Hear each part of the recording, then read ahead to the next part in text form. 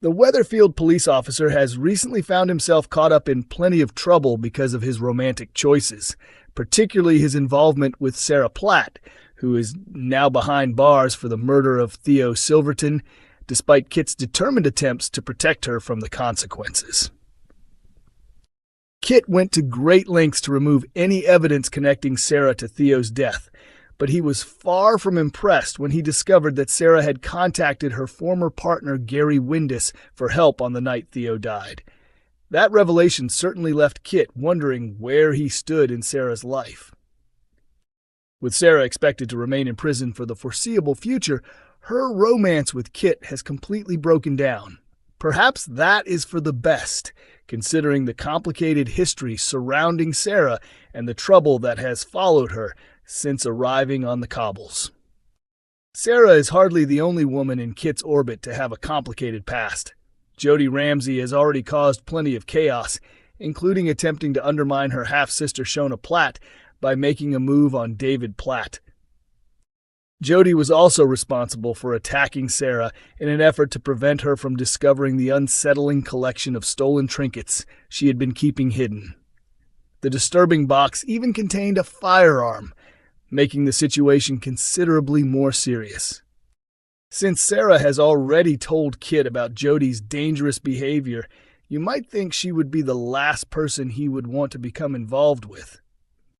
However, upcoming episodes suggest that Jodie has other ideas as she makes a move on Kit herself. Kit may want to think carefully before getting any closer to her. With David away, Shona finds herself struggling to calm Harper and becomes increasingly impatient with Lily, while Jodie continues to interfere in the situation. While Jodie is helping with a litter-picking activity, she overhears Bethany Platt making arrangements for a date. Jodie makes a cutting comment, but Bethany quickly stands up for herself and puts Jodie in her place. Annoyed by the exchange, Jodie later suggests to Kit that they should go out together and promises that he will have an unforgettable time. The question is whether Kit will accept her invitation.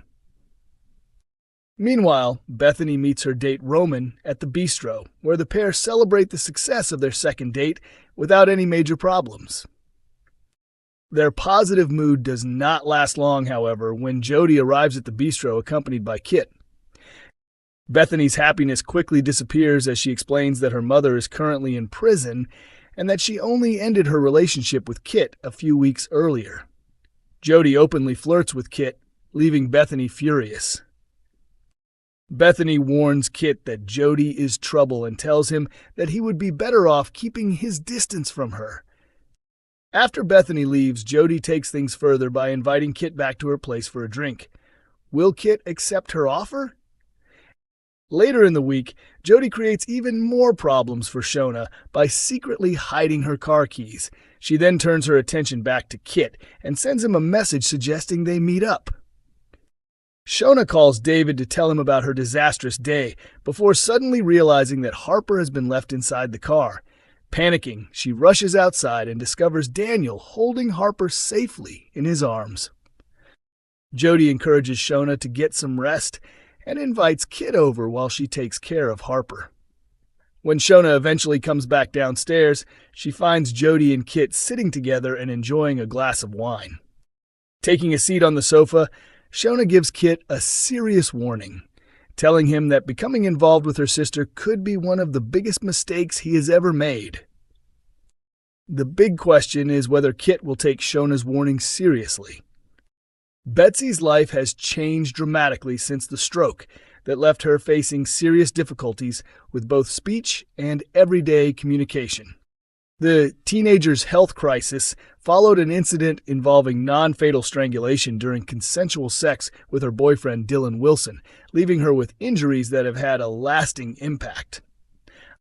The situation caused huge tension on the cobbles, particularly for Betsy's mom Lisa, who was furious with Dylan and believed he should answer for what happened to her daughter.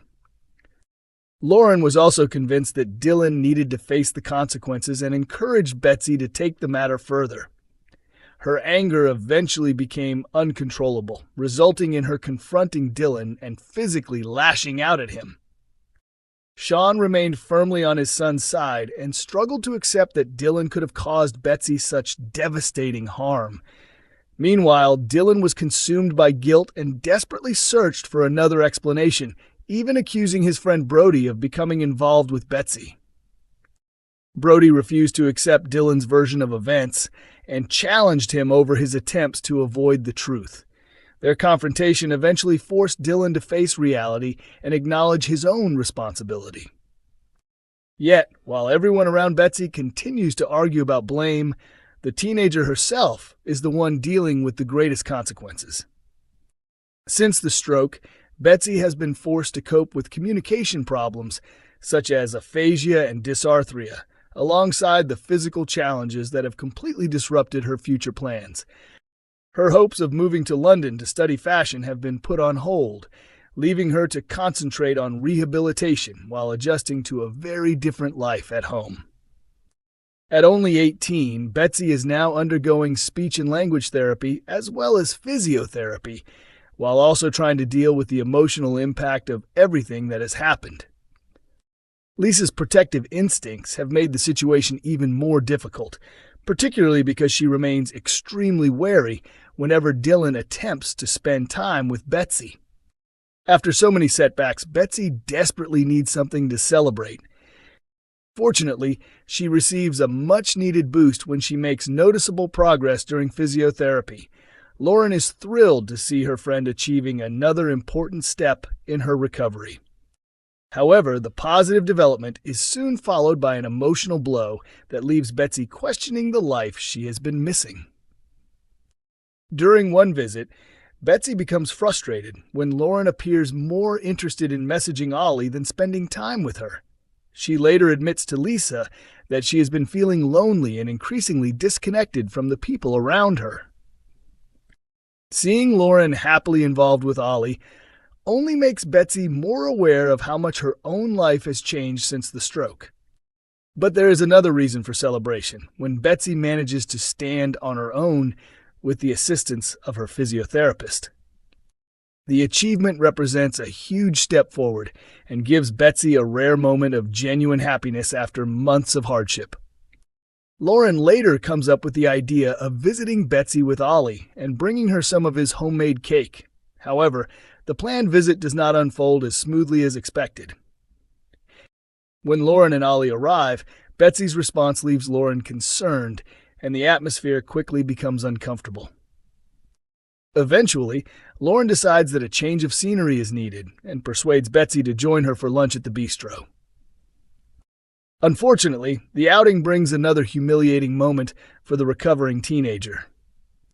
While sitting at the table, Betsy accidentally knocks several pieces of cutlery onto the floor. Lauren immediately moves to help her, trying to prevent the incident from becoming more upsetting.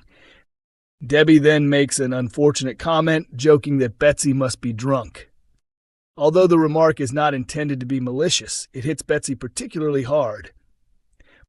Debbie's dementia has affected her ability to control her comments and removed much of the filter she once had, meaning she does not always realize how hurtful her words can sound.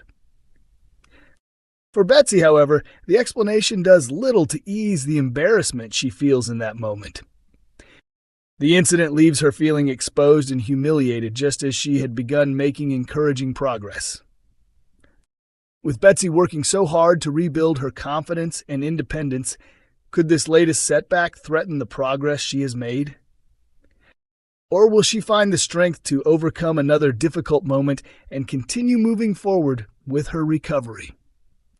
Coronation Street airs on weeknights at 8:30 p.m. on ITV1 and is also available to stream on ITVX.